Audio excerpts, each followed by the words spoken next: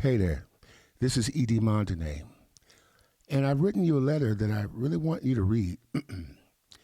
And this letter is written to the complicit and to the silent, and also to those in our community who have watched, benefited, and yet done nothing.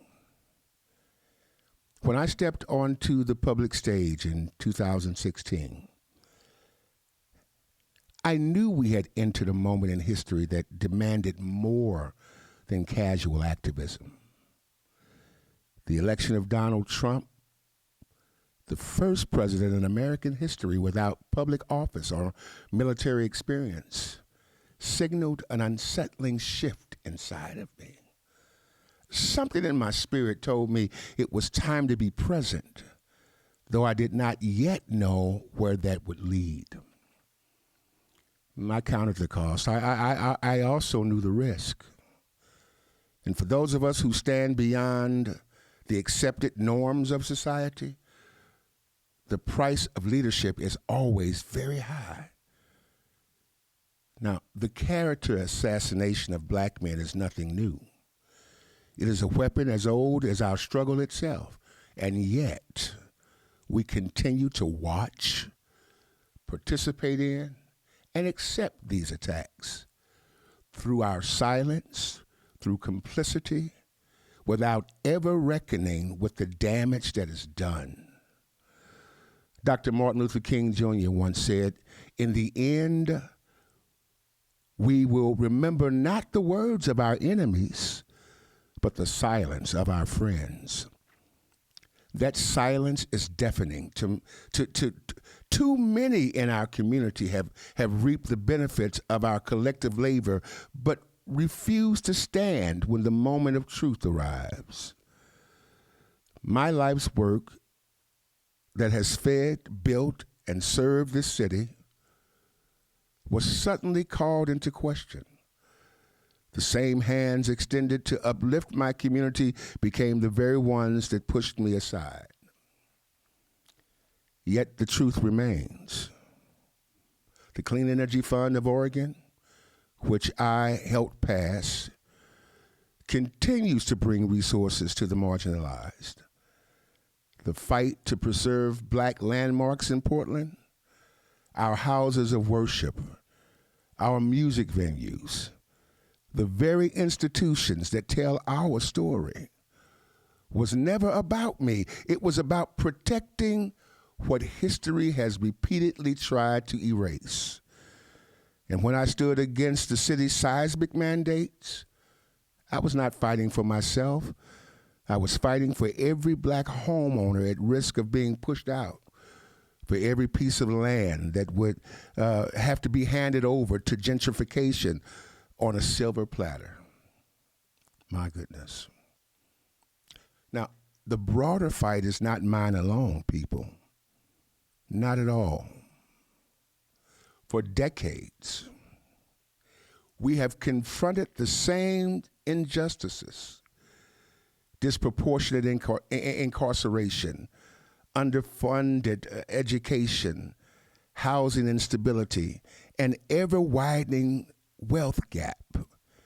We have poured resources into solutions, yet the needle has barely moved. And while our communities remain in crisis, we watch leaders rise in status, in wealth, and in influence, while those they claim to serve remain stuck in the same cycle of struggle. It was James Baldwin that warned us that if they come for you in the morning, they will come for us at night. This is not just about me, people. This is about us. Who among us will be the next target? Who will be the sacrificed next? And who will stand by and do nothing when that time comes? Beloved community, this has gone on long enough. We've allowed fear and division to silence us.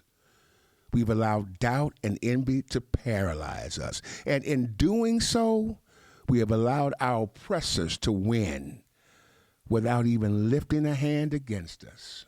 Oh, but today, today, I refuse to stand alone. I'm standing with those who have sacrificed for their communities only to be discarded.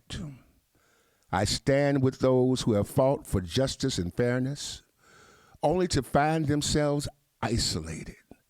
And I stand with those who understand that Frederick Douglass was right.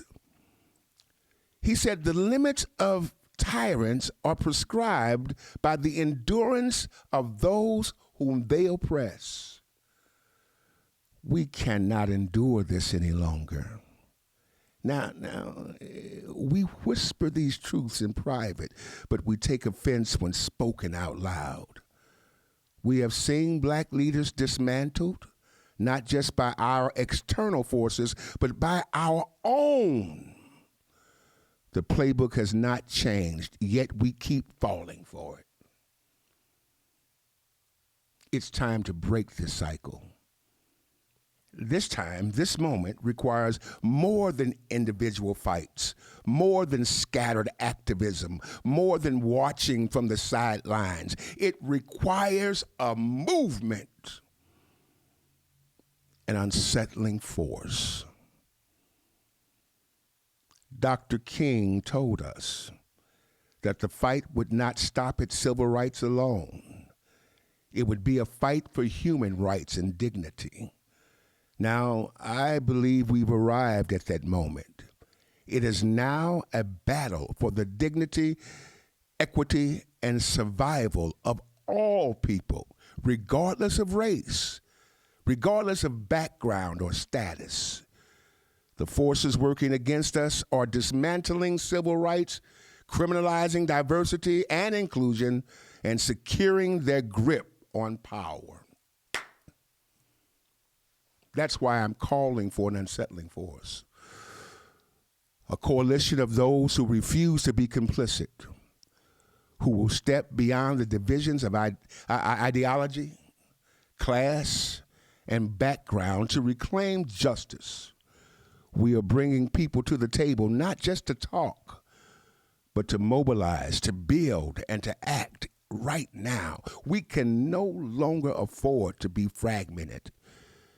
It is all hands on deck. Ida B. Wells reminded us the way to right wrongs is to turn the light of truth upon them. That is what we must do together.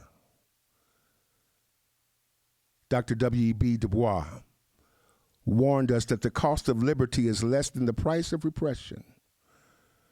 The time to choose is today. The time to choose is now.